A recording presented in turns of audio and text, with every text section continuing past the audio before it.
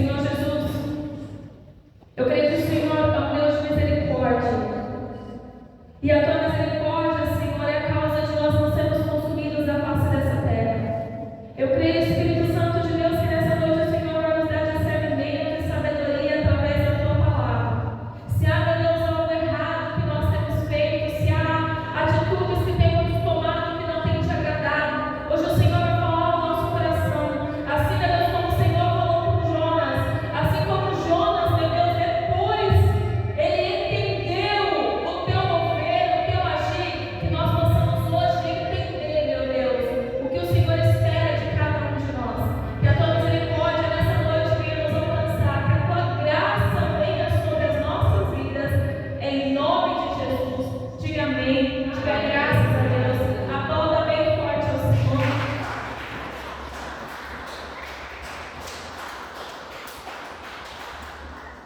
Aleluia. A Bíblia diz que quando Deus chama Moisés, o Senhor disse a Moisés: Moisés, se o povo que clama pelo meu nome, se eles me obedecerem, ouvirem a minha voz, se converterem dos seus maus caminhos, eu os abençoarei. Ou seja, o Senhor estava dizendo para Moisés: Moisés, se o povo largar aquilo que é mal, se o povo largar o pecado, se o povo largar todas as coisas erradas que eles têm feito,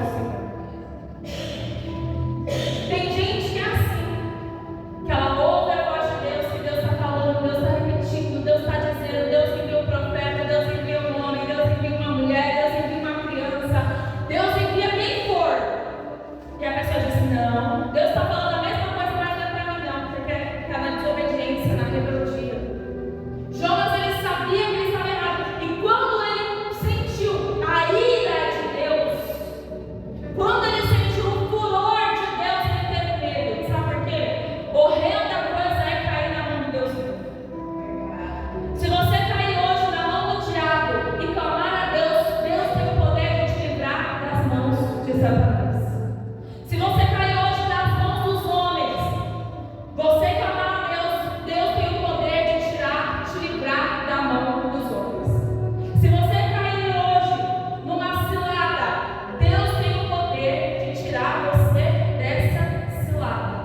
Só que se você cair na mão de Deus, ninguém poderá te livrar. Jonas, ele sabia, eu não caí na mão dos inimigos, eu caí na mão de Deus. E não tem como eu me esconder. Ele pensou, eu vou até Tarsis, aí é quase o fim do mundo, Deus não vai me achar. Eu vou para um lugar distante onde Deus não vai me ver. Só que a Bíblia diz que os olhos de Deus passam por toda a terra. Deus tem enxergado todas as coisas. Um homem que tinha sido levantado como profeta de Deus não entendeu, não conseguia compreender que aonde ele fosse, Deus estava olhando para ele. Deus sabia exatamente o que ele estava fazendo. E a Bíblia diz que assim, ele temendo, ele começou a falar para o marinheiro: vocês agora têm que me lançar no mar. Porque eu sei que se vocês me lançarem de volta, se vocês me lançarem no mar, isso vai parar. Aqueles homens começaram a olhar sem entender para Jonas. Imagina como é que você vai lançar lá no meio de uma tempestade, um homem no meio do mar.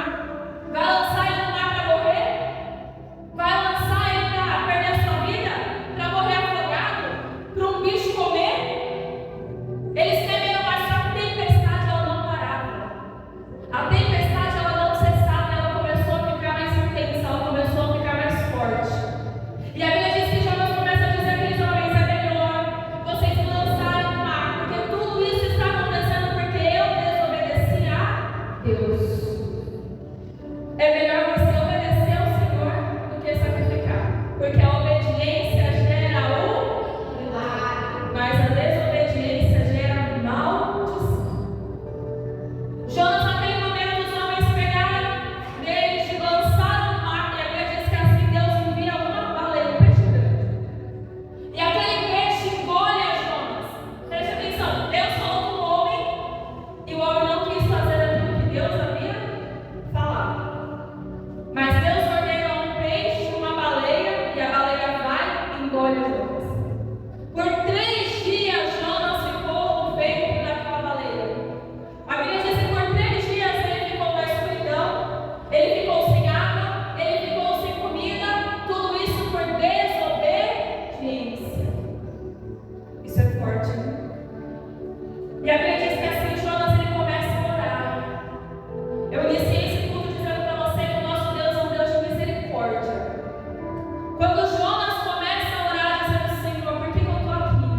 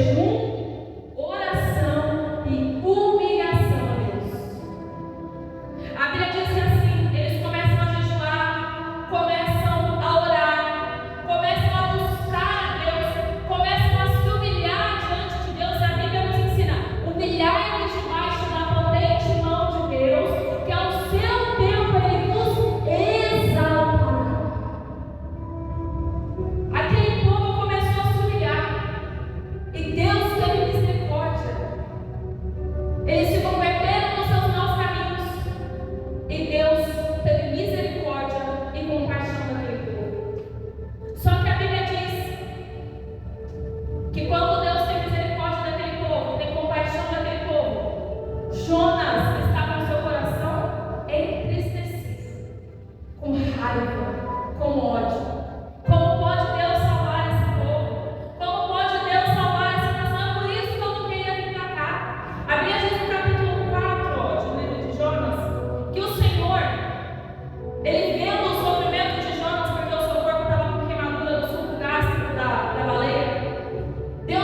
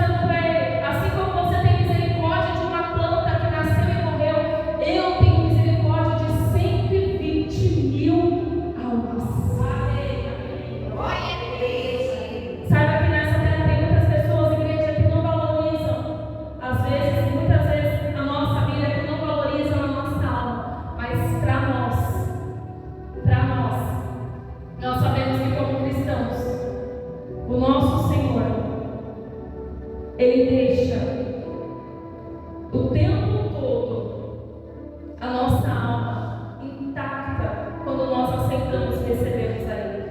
Quando nós dizemos, Senhor, eis-me aqui, Senhor, eu me converto, Senhor, eu me arrependo, Ele deixa as 99 para ir atrás de uma que se perdeu. Então saiba que para muita gente, não sei para quem Deus está dizendo isso aqui hoje, mas que para muita gente você pode achar que você não tem valor. Mas o que o Senhor está dizendo hoje é que além dele ser misericordioso, Ele se importa com você, Ele se importa com a tua vida, Ele se importa com a tua casa, Ele se importa com a tua família, e que você é uma joia rara, você é uma joia preciosa. A tua alma tem muito valor para Deus. Aleluia. Aplauda bem forte ao Senhor Jesus essa noite.